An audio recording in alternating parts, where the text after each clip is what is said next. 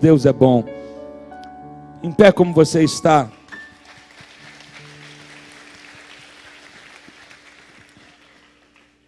Abra sua Bíblia comigo no livro de Esther, capítulo 4. Livro de Esther.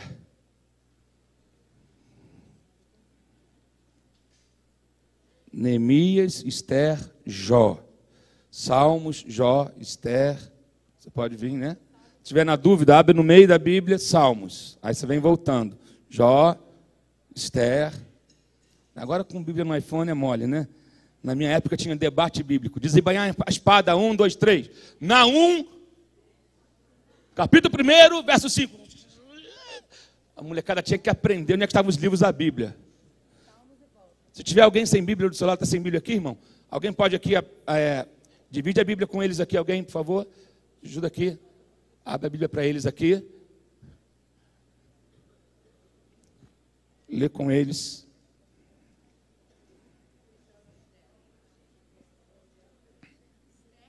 Esther, capítulo 4.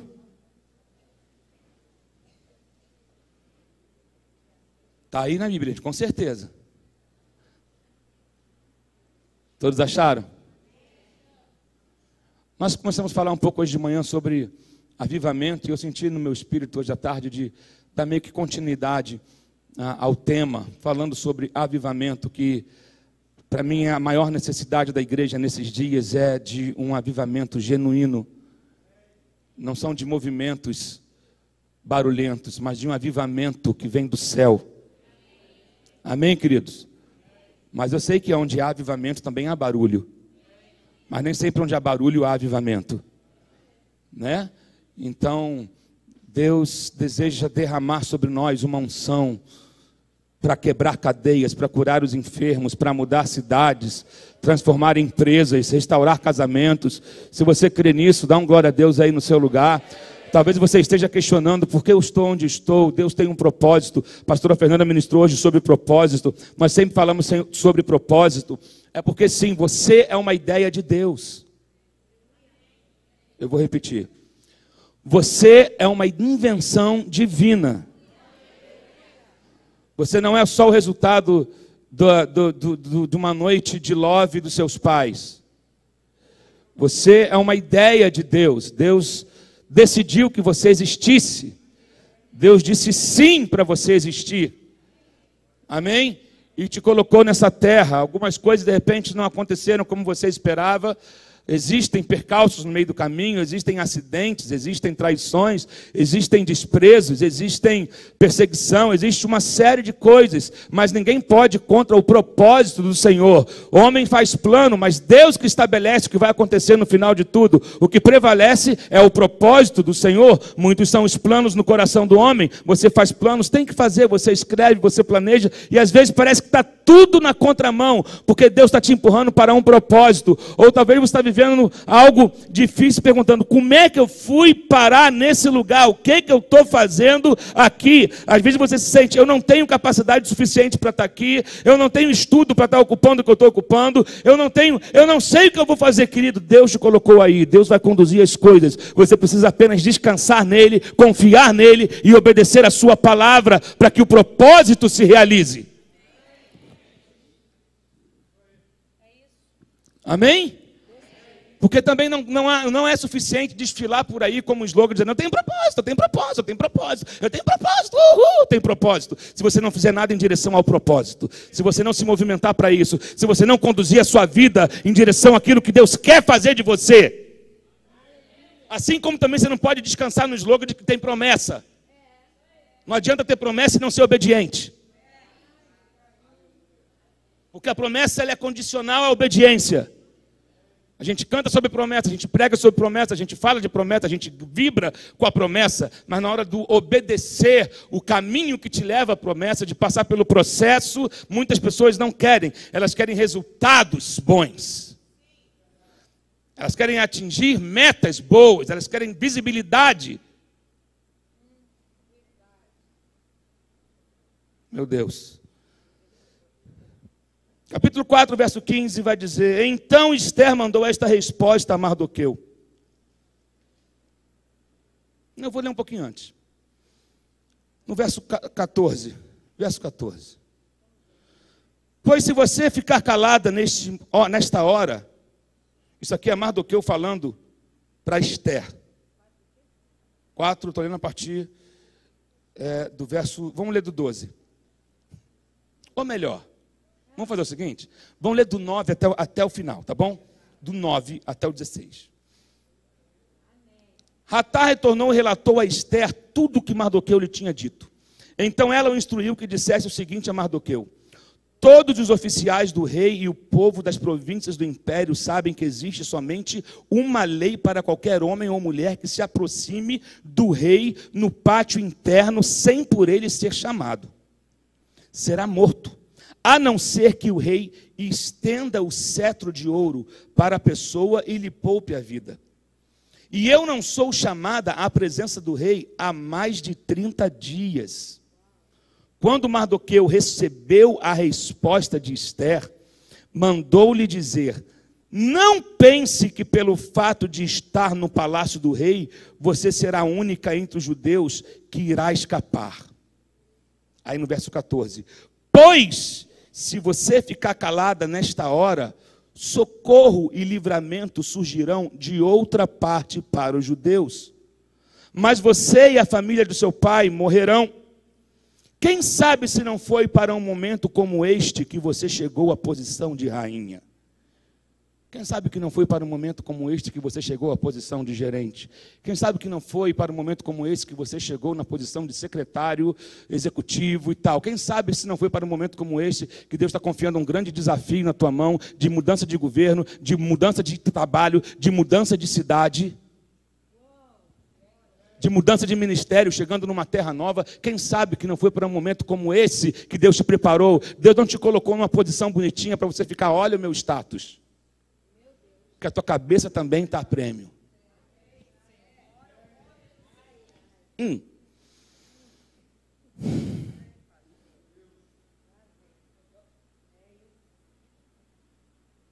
Quem sabe se não foi para um momento como este que você chegou à posição de rainha? Então Esther mandou esta resposta a Mardoqueu: vá reunir todos os judeus que estão em Suzã e jejuem em meu favor. Não comam nem bebam durante 3 dias e 3 noites, e eu e minhas criadas jejuaremos como vocês. Depois disso irei ao rei, ainda que seja contra a lei. Se eu tiver que morrer, morrerei.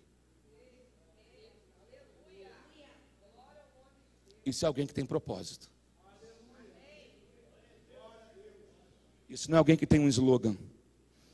Isso é alguém que tem consciência de sabe o porquê está no lugar em que está. Você pode sentar no seu lugar dando glória a Deus. Tem uma frase que diz, eu não sei quem é o autor, mas diz o seguinte: não existem pessoas desmotivadas. Existem apenas aquelas que dão ouvidos aos sonhadores errados. Não existe, maneiro isso, né? Não existe pessoas desmotivadas, existe gente que dá ouvido a gente errada. Né? Esther sabia muito bem a quem ela devia ouvir.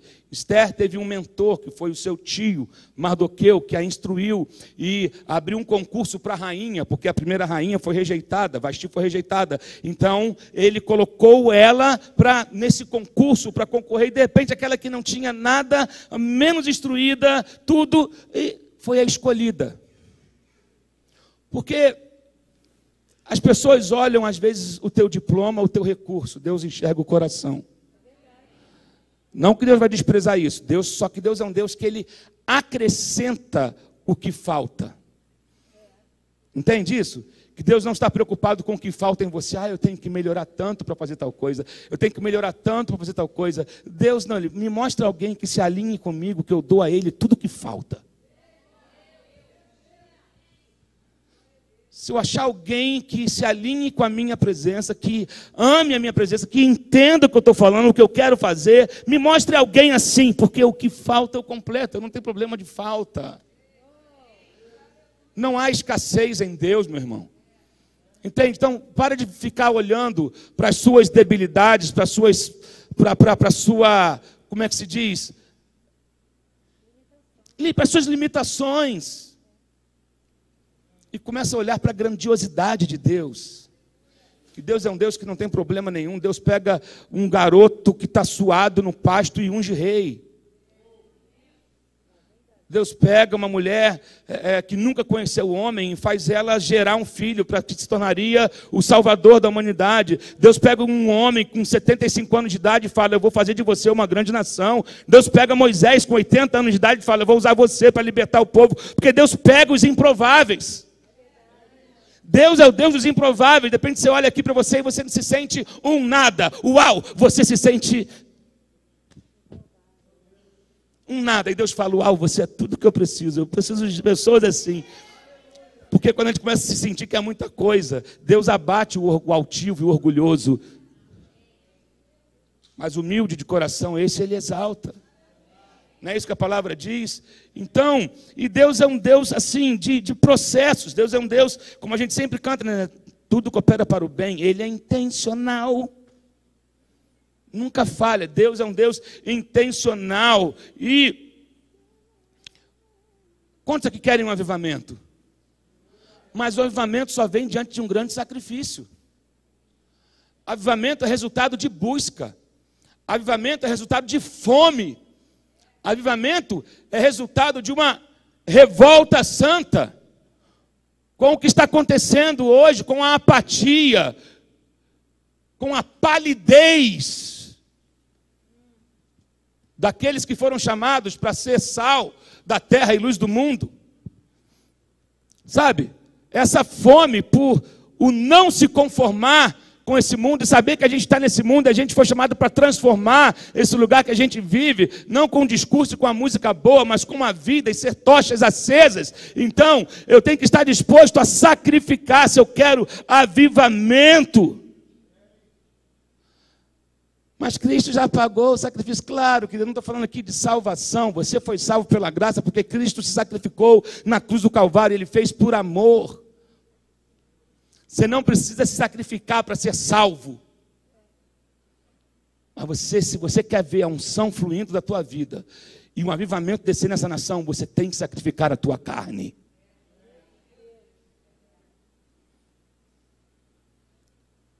Sabe, tirar o nada a ver do nosso meio.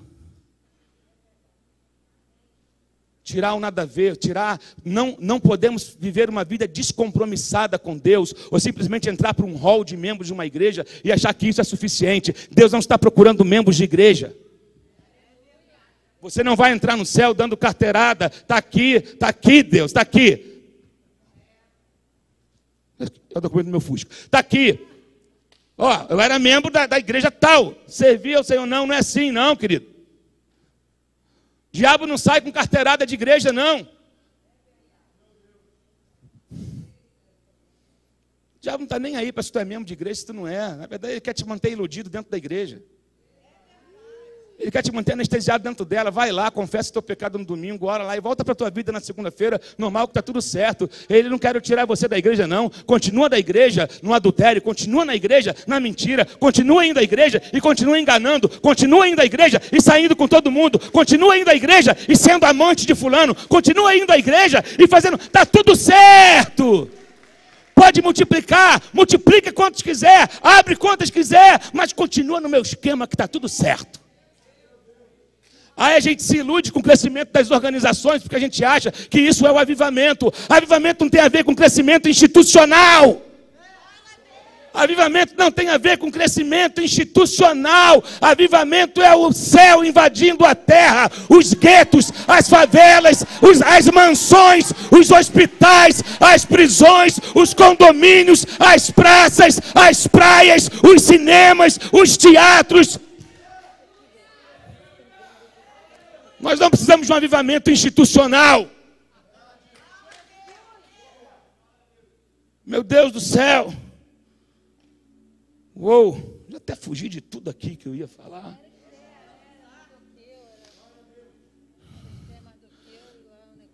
Jesus é o maior exemplo de entrega, de sacrifício.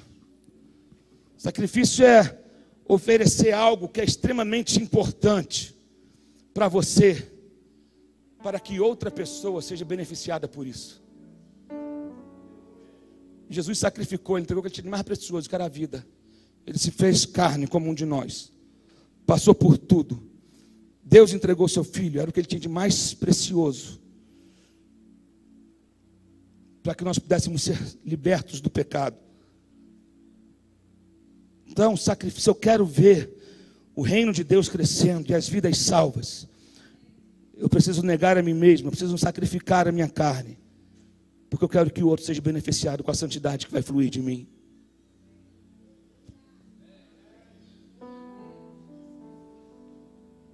A gente não tem que ser como Cristo é? Sim ou não? Ele não é a nossa maior referência? Sim ou não? Ele é o nosso modelo?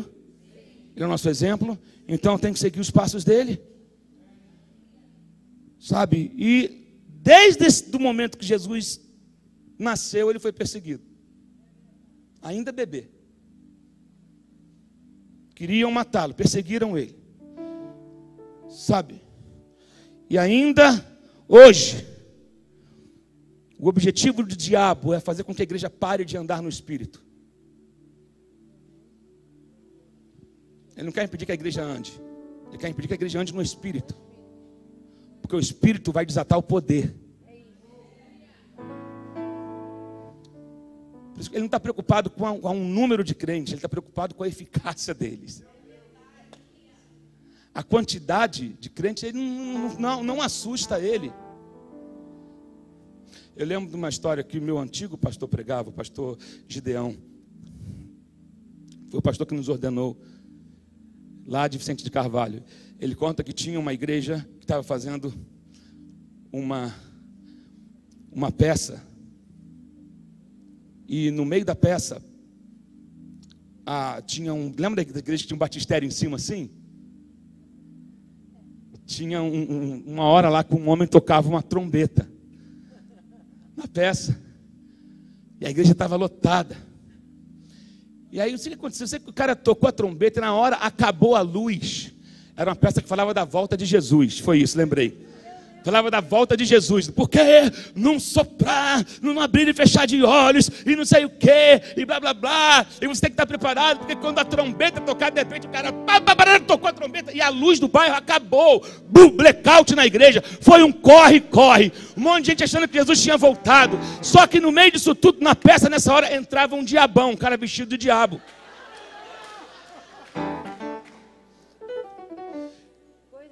Aí tinha uma pessoa dormindo. Quando ela acordou, ela viu o diabão entrando. E ela com medo falou: ô seu diabo, eu estou na igreja há 20 anos, mas eu sempre estive do teu lado, tá?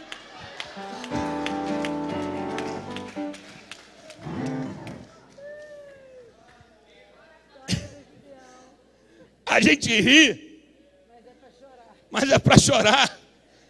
Porque eu não sei se hoje se a coisa seria muito diferente hoje. Porque tem gente dormindo. O sono.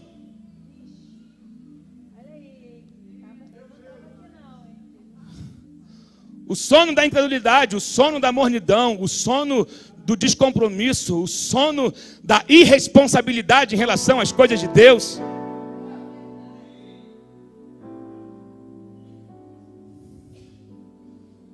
Ele está aqui de corpo, mas a alma, mas a cabeça está, sabe, ainda não sofreu uma conversão verdadeira.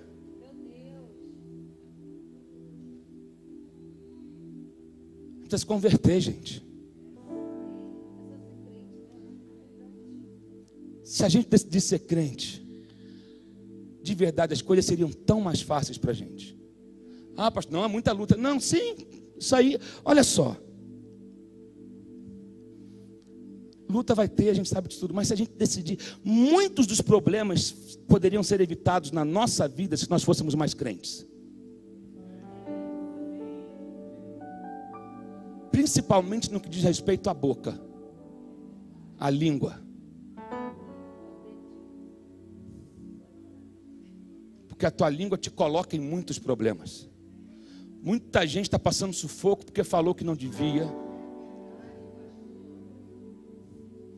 tua língua te coloca em problemas, mas ela também pode te livrar de problemas se você decidir buscar a Deus. Amém, queridos? Então, Jesus ele foi perseguido, e o diabo quer impedir que você ande no Espírito, porque se você andar no Espírito, você é revestido de um poder para destruir as obras de Satanás. Porque foi para isso que o Filho de Deus se manifestou, para destruir as obras do diabo.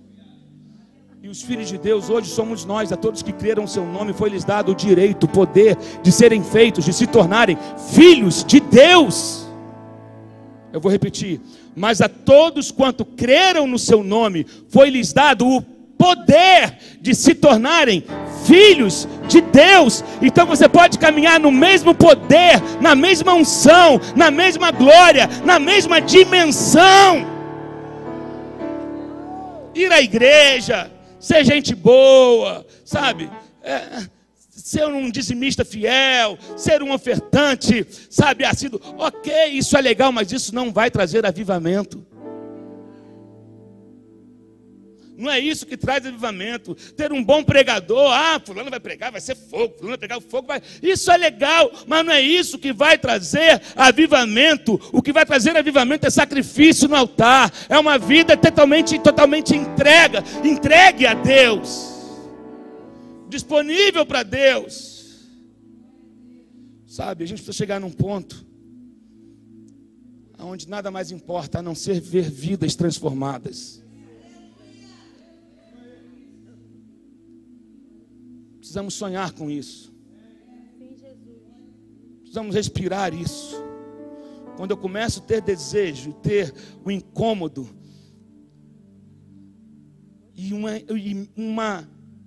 um senso de responsabilidade em relação à vida do meu irmão, de que ele precisa ser transformado e de que o evangelho precisa ser pregado, logo após isso, segue-se o avivamento.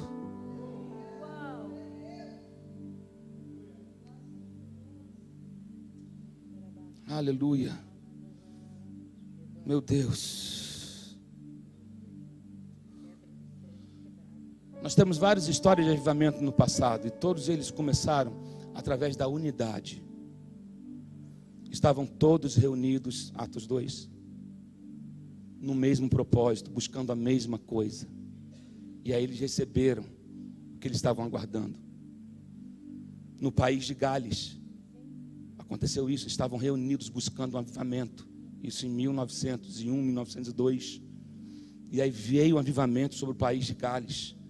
E aí, através do país de Gales, despertou uma galera. William Seymour, em Los Angeles, na Califórnia, para começar a buscar um avivamento também ali. Aí aconteceu o conhecido avivamento da Rua Azusa, que começou em 1906. E eles estavam unidos e clamaram a Deus. As pessoas eram despertadas ao arrependimento a 3 quarteirões da igreja. E as pessoas já choravam, já se arrependiam. O pessoal ia na farmácia em frente comprar coisa, começava a chorar na farmácia. As pessoas iam lavar o carro, começavam a ser tocadas pelo Espírito Santo, porque havia um povo com uma sede, com uma fome, buscando a mesma coisa num único lugar. Quando há unidade, o fogo vai vir. Quando há unidade, não tem como Deus não vir. Por isso que nós precisamos ser um no mesmo Espírito. Eles estavam todos reunidos. Quando a igreja se une, não tem jeito, o inferno tem que recuar. E aí a gente tem que vigiar para não dar lugar às nossas vaidades, ao orgulho, achar que é o homem que está fazendo. Por que avivamentos começaram e pararam? Porque começou com Deus, terminou com o homem. Você vai estudar histórias do avivamento. Receberam fogo do alto, viveram milagres sobrenaturais. Mas aí hoje é um livro, você vê o relato dos livros, mas parou. Aí você vai ver como parou. Uma das coisas, por exemplo, na Rua Azusa, era o auge da segregação racial nos Estados Unidos. Só que na igreja, no lugar onde eles se reuniam, iam negros e brancos, e não tinha essa divisão no meio deles. E aí eles buscavam a Deus quando em outros lugares negros e brancos estavam se degladiando, brigando, sabe, aquela coisa terrível que você conhece. Mas ali na Rua Azusa eles estavam em unidade, buscando e clamando a Deus, e eles eram totalmente dirigidos pelo Espírito Santo de Deus, a ponto de que em um livro que fala sobre o avivamento da Rua Azusa, fala assim: nós não tínhamos instrumentos, nós não tínhamos músicos e nós não sentíamos falta. Aí uma mulher começa, que nunca tinha estudado piano nem música, cheia do Espírito Santo, sentou no piano e começou a fluir na adoração, e ela só conseguia tocar quando a unção vinha sobre ela. Nós estivemos lá nessa casa, pessoas que começaram a fluir por conta da unção que estava sobre aquele lugar. Não era um lugar onde iam para ver pregadores famosos, porque não era o nome do homem que era proclamado. Não iam para ver uma igreja famosa, não iam para ver um cantor, não iam para ver, iam porque eram atraídos pela unção que estava sobre aquele lugar.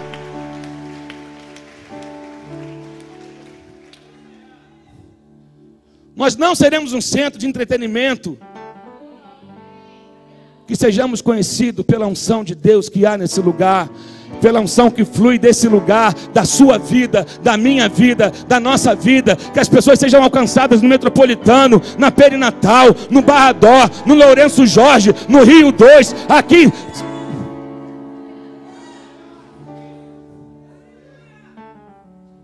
Mas precisa haver unidade. Sabe como que o mover parou ali na Rua Azusa? Um dos motivos foi quando um pastor branco chegou para o outro e falou: eu acho que nós seríamos mais, como é que se diz, eficazes no nosso trabalho se os brancos pregassem para os brancos e os negros pregassem para os negros. Aí acharam, de repente é legal essa ideia, né? Que tem pessoas brancas que não entram aqui, outros negros que não entram aqui, porque não se sentem confortáveis, né? De repente a gente vai... Aí começa com as ideias do homem. E aí o mover para. E aí a unção parou. Hoje é uma placa. E não teve quem desse continuidade. Uma das coisas que fazem avivamentos pararem é porque uma geração não ensina a outra.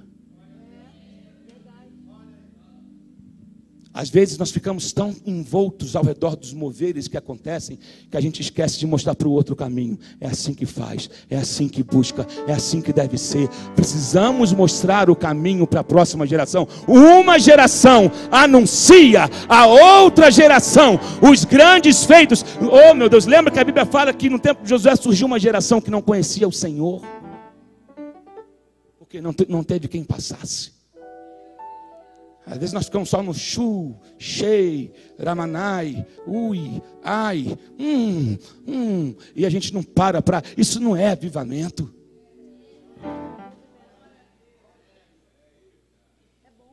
É bom, é legal. Eu não sou contra. Tu sabe que a gente aqui é doido. Eu não sou contra essa parada. Mas é mais do que isso. Aponta o caminho, aponta para Jesus, aponta para Ele. Avivamento aponta para Jesus. Tudo tem que ser a respeito dele, sabe? E isso tem que ser apoiado de oração, de jejum e confiando em Deus para o sobrenatural acontecer. No livro de Esther que nós lemos agora, começa a pregar. O povo estava ameaçado.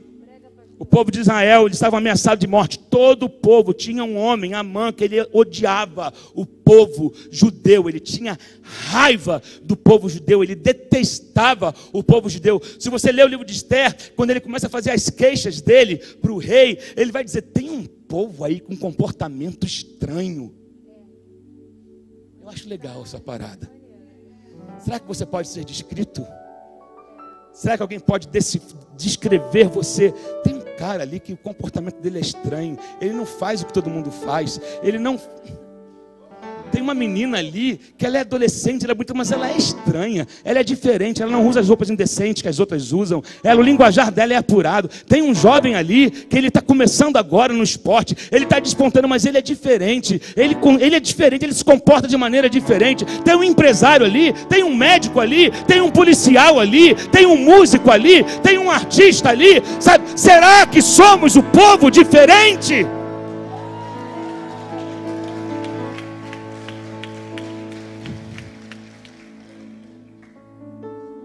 será que nós somos um dos tais? Lembra desse hino, Danilo? Um dos tais.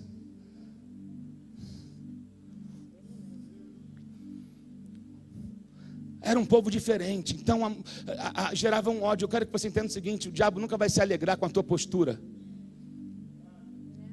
Isso vai gerar incômodo. Então eles estavam debaixo de uma ameaça. O rei estava prestes a assinar um decreto que Amã tinha convencido ao rei a assinar. E como Esther já estava na posição de rainha, tudo porque tinha um propósito, Mordecai, que falava com ela via por recado, que ele agora não tinha mais acesso a ela, e uma das coisas que Amã ficava com raiva é porque Mordecai não abaixava a cabeça quando Amã passava. Amã era um comandante, ele era um assessor do rei, cara de influência. E Mardoqueu não reverenciava ele, Mardoqueu reverenciava a Deus. Eu não vou baixar a cabeça para você, para homem nenhum, eu sei a quem sirvo. Então isso gerava um desconforto. Esse cara, ele não me reverencia, ele não abaixa a cabeça para mim. Isso ainda aumentou mais ainda a raiva de Amã em relação ao povo. Mas a história é um pouco mais longa, você já vai entender por quê. Então Mordecai manda avisar para Esther o que está acontecendo lá fora. Olha só, você não sabe o que está acontecendo, porque é sempre assim, né? O povo sabe de coisas que às vezes quem está lá no meio da diretoria não sabe. Ele manda avisar: olha só, não sei se você está sabendo aí dentro, mas está havendo uma conspiração, uma complô para que o povo judeu seja destruído. E olha só, Esther, não ache você que porque você está aí no trono hoje, você é judia, você também está nessa lista. Você não está aí como rainha para ficar sentada tendo as suas servas abanando você e te dando uva na boca, não, minha filha.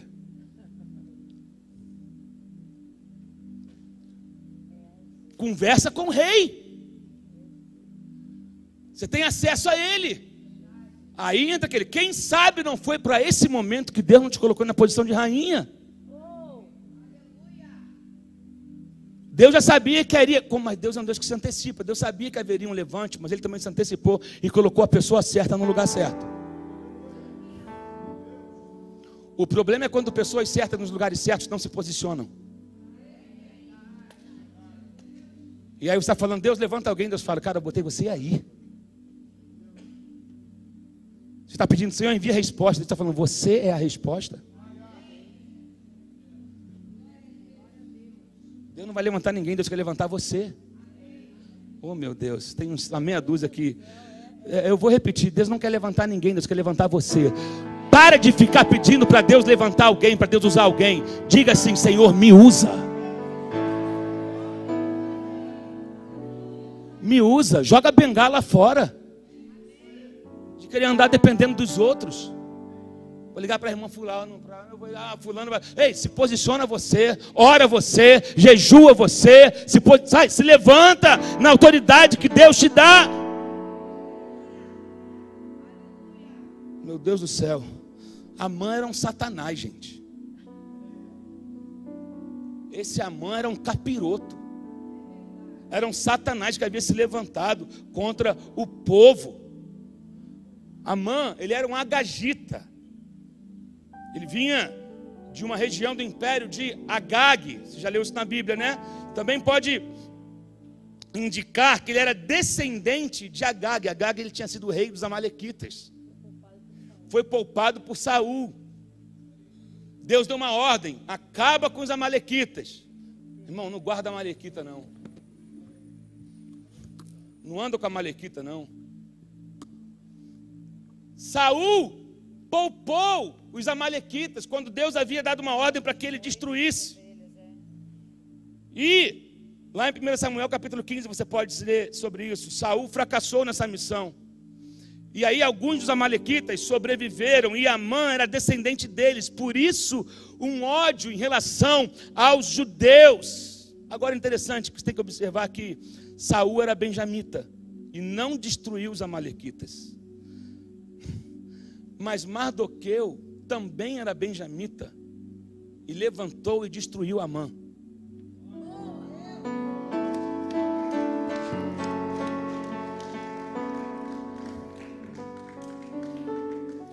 o propósito de Deus vai se cumprir.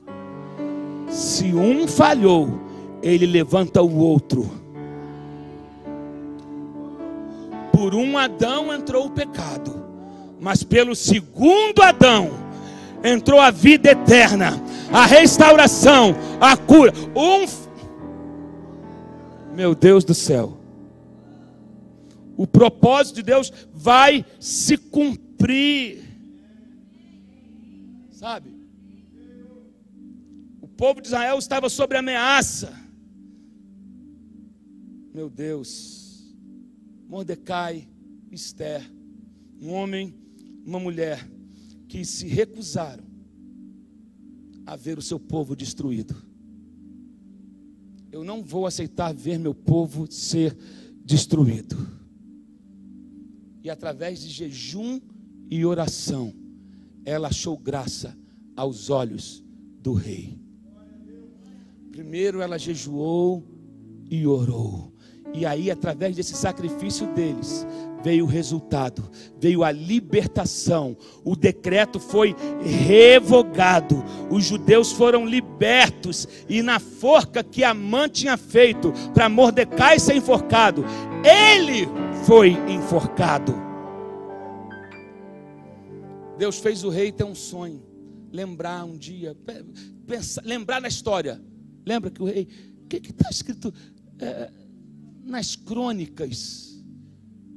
E aí foram ler nas crônicas e falaram: olha, tentaram contra você há um tempo atrás, e Mardoqueu, que livrou você, foi um dos que livrou você do mal que queriam causar contra você. Ele descobriu.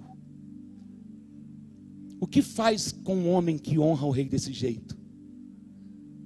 Bota ele num cavalo, com um manto real, coloca um manto sobre ele e vai caminhando pela cidade, gritando: aqui está um homem que está sendo honrado pelo rei. Isso o rei estava falando com Amã. Amã, o que se faz com um homem que honra o rei? E ele achando que era ele. Bota num cavalo, bota um manto. Aí ele: pois é, faz isso com Mardoqueu. E você, Mordecai, o Mardoqueu faz, e você vai puxar o cavalo. Imagine, aí a raiva ficou pior ainda. E aí depois descobriram que ele tinha feito uma forca. E Amã foi morto na própria forca que ele criou. Deus trouxe livramento porque uma mulher se posicionou, porque um povo se uniu para jejuar. Ela disse: manda o povo jejuar e orar, porque eu com as minhas servas aqui, nós vamos jejuar e orar. Avisa lá, jejua, ora, clama, busca, não brinca em serviço, não brinca com a tua fé, não brinca com a tua vida. Para de vacilar de um lado e outro. Um dia está santo, outro dia está imundo, um dia é consagrado, outro dia é profana. Sai dessa vida.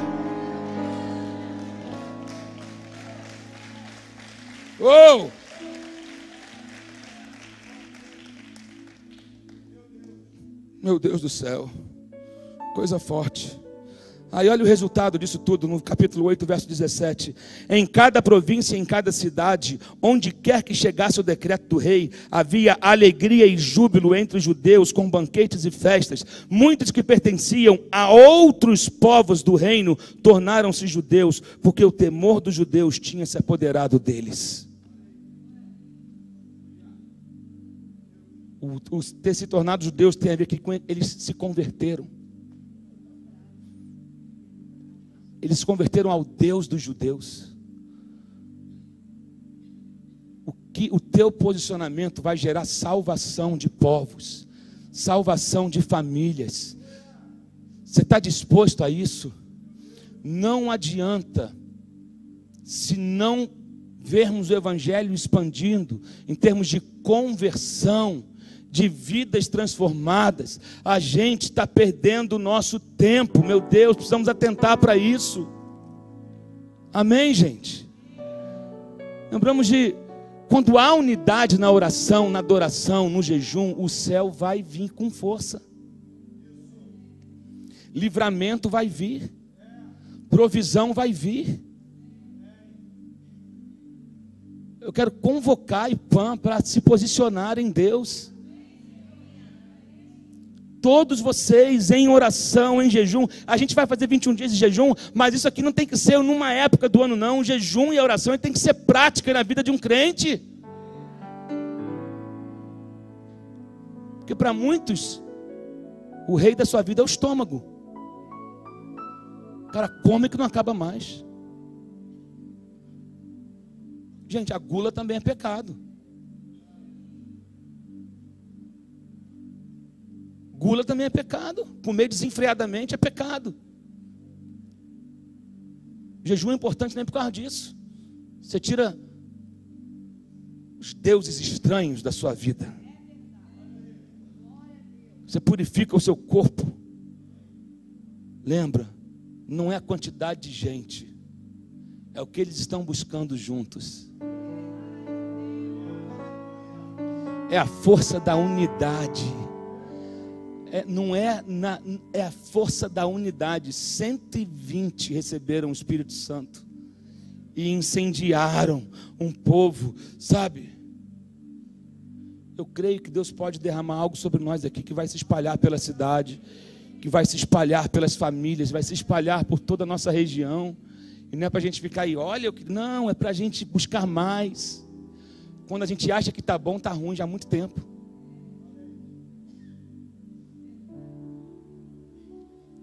Vai ficando em pé no seu lugar.